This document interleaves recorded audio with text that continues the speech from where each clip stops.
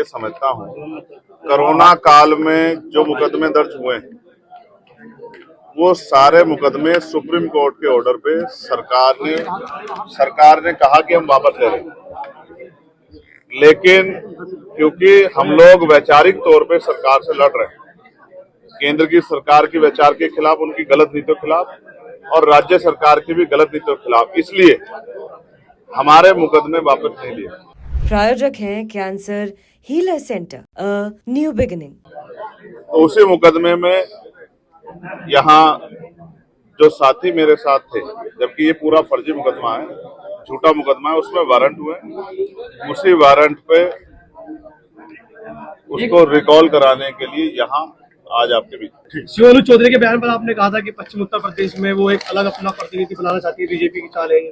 मैं आज स्पष्ट कर रहा हूँ, अनुज हमारे क्षेत्र के नहीं, मैं उनको भी कहना चाहता हूँ कि वो किसी सरकार की राजनीतिक साजिश के शिकार ना हो जाए। वो किसान परिवार से आते हैं, जिस दिन सरकार का मतलब निकल जाएगा वो दूध में से मक्खी की तरह निकाल के उनको फेंकेंगे और वो जनता की नजरों में वो पार्टी बन जाएंगे और दूसरी सरकारें जब बदलेंगी तो वो सरकार तो बदल जाएगी। तो नेता जिनके जो उनसे इस तरह के बयान या इनके बयान को जो इस तरह से जो है बढ़ावा दे रहे हैं, वो तो हट जाएंगे कुर्सियों से, दूसरे आ जाएंगे, तो वो उनके खिलाफ कोई इस तरह की कार्रवाई ना करें। इसलिए क्योंकि उनके पिता ने भी चिंता जाहिर की है कि उनको कोई नुकसान हो सकता है। हालांकि वो तो खुद सुरक्षा कर रहे हैं वहां लोगों की, लेकिन मैं फिर ये स्पष्ट कहूंगा कि मैं समझता हूं कि उनको समय रहते जो है नजर रखना चाहिए कि जो वो कर रहे हैं जाने अनजाने में उसका फायदा सरकार को हो। आपने सदन में कहा है कि ईद को लेकर के सरकार और धर्म के आयोजनों के लिए पैसा खर्च करती है, ईद आ रही है, हम देखेंगे कितना खर्च करती है। बहुत अच्छी बात, बहुत अच्छा सवाल आपने रखा। ये देश धर्मनिरपेक्ष राष्ट्र है, यहाँ सभी धर्मों का सम्मान होता है और भारतीय जनता पार्टी का नारा है सबका साथ सबका विकास। तो जिस तरह से अब ईद का त्योहार आ रहा है, अभी सदगुरु जगतगुरु सदगुरु रविदास महाराज जी की जयंती की उस पर तो कोई मदद नहीं की, उस पर तो छुट्टी भी घोषित जो है मेरे लड़ने के बाद रात में की 6-6:30 बजे, तो उस पर तो कोई मदद, उस तरह कोई सहयोग जो है उसको बढ़ावा देने के लिए नहीं किया। तो मैंने मांग की है कि ईद भी हम देखेंगे कि सरकार जो है इतने बड़े समाज के धार्मिक आस्था के पर्व पे क्या जो है बजट देगी। उसके बाद क्रिश्चियंस के त्योहार आएंगे, जैन समाज के त्योहार आएंगे, सिख समाज के त्योहार आएंगे, जो त्योहार आएंगे हम ध्यान रखेंगे कि बजट का कितना पैसा किस त्योहार पे खर्च हो रहा है, क्या यहाँ सभी धर्मों का सम्मान हो रहा है नहीं हो रहा है। मैं मुजफ्फरनगर के लिए एक बात कह दूं कि बुढ़ाना में एक घटना हुई थी, आपको याद है, और आज मुझे जानकारी मिली, सैकड़ों लोग आए हुए कि साहब हमारे ऊपर मुकदमे वापस लेने का पुलिस दबाव बना है।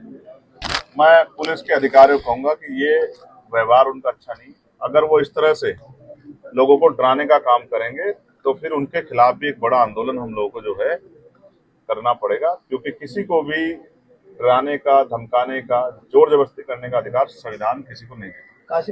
राम जी के जन्म दिवस पर बहन जी ने मांग की जाति जनगणना हो, नहीं होनी चाहिए जातिगत जनगणना, और मैं तो मान्यवर काशीराम साहब को भारत रत्न दिया जाए, क्योंकि वो रहबरों के सबसे बड़े नेताओं में से एक है। ऐसी मैं जो है मांग करता हूँ आज के। आपको लगता है कि सरकार देगी? जैसे नहीं देगी तो जब हमारे आ जाएगी हम देंगे। मैंने बिजली का बिल माफ किया जाए, खाद जो है उस पे जो है सब्सिडी और बढ़ाई जाए, यूरिया में के उसमें जो यूरिया का वितरण है उसमें पारदर्शिता हो, सबको मिले, और गन्ने के मूल्य में वृद्धि और 14 दिन के अंदर मिले, और किसानों को जो है जो 6,000 रुपए सम्मान निधि मिलती है उसको बढ़ा के 24,000 रुपए की, ये मैंने मांग उठाई है पार्लियामेंट। आखिरी सवाल है, किस तरह की तैयारी चल रही है? तो अभी जिला पंचायत देख लेना, उससे आपको पता लग जाएगा। आखिरी सवाल है, बीजेपी के एक विधायक ने कहा है कि मुसलमानों के लिए इलाज के लिए अलग बोर्ड बना दो। जयंत चौधरी ने उसका विरोध करके कहा है कि मोहतरमा इलाज की जरूरत है। अब आप देख लो, जो लोग सरकार में शामिल है वो भी गलत चीजों को स्वीकार नहीं कर रहे हैं, तो मेरे जैसा संविधान को मानने वाला व्यक्ति तो यही कहेगा कि ये सरकार में बैठे लोग जिस तरह का प्रयोग कर रहे हैं, मुख्यमंत्री को संज्ञान लेना चाहिए कि उनकी सरकार, उनकी प्रदेश की सरकार प्रदेश को किस ओर ले जाना चाहती है। ऐसे सारे अधिकार सारे कर दी गई है, उसके बारे में आपको क्या लगता है? और अगर आपको याद हो, उस पत्रकार की मांग उसकी आवाज मैंने पार्लियामेंट में भी और एक्स के माध्यम से भी उठाई, और मैं आपके माध्यम से कह रहा हूँ कि सरकार को पत्रकारों की सुरक्षा सुनिश्चित करनी चाहिए और उनको भी, वकीलों को भी और इनको भी जो है कानून बना के इसका लाभ देना चाहिए कि वो जिस धर्म को निभा रहे हैं बाद में उनके रिटायरमेंट के बाद उनका ख्याल रखें। प्रायोजक हैं cancer healer centre a new beginning.